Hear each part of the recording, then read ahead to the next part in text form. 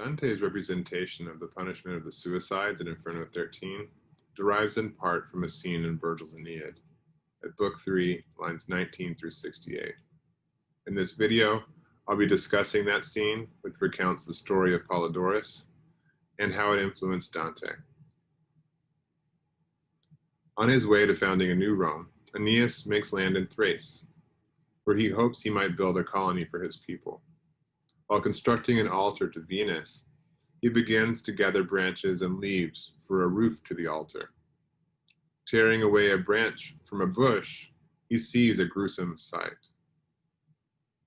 In the translation of Robert Fitzgerald, the lines read, "When the first stalk came torn out of the earth, and the root network burst, dark blood dripped down to soak and foul the soil."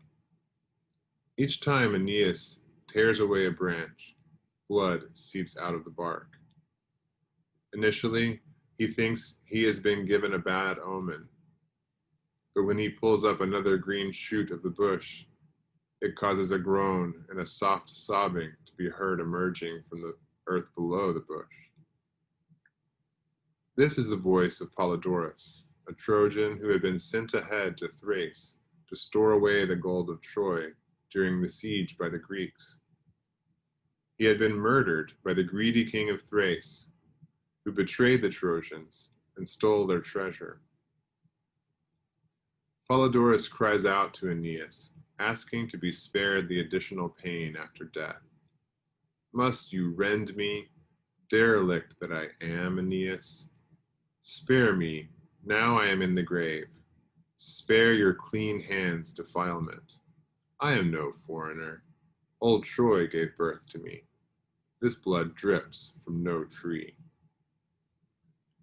Aeneas learns of Polydorus' murder and about the spears that had killed him and then taken root, trapping his body under the bush that grew from them. Eventually, Aeneas is able to overcome his initial terror and perform a proper funeral for his fallen countrymen, freeing him from his prison in the myrtle bush. This episode, brief as it is in the Aeneid, provided Dante horrific and dread-filled material for the punishment of the suicides. In the Aeneid, the episode, which seems to be entirely of Virgil's invention, has the purpose of characterizing Thrace as an inhospitable land and of depicting the tragic difficulties and desperation faced by the migrant Trojans in search of a new home. Virgil, telling the story in the voice of Aeneas, who is telling it to Dido, describes the event as a prodigy. At Polydorus' words, Aeneas is appalled, and his hair stands on end, and his voice chokes in his throat as he feels the faintness of dread. This grim, despair-filled episode is about as close to a horror story as ancient literature gets. Dante noticed the pathos in it and reused it to highlight the suffering of the suicides.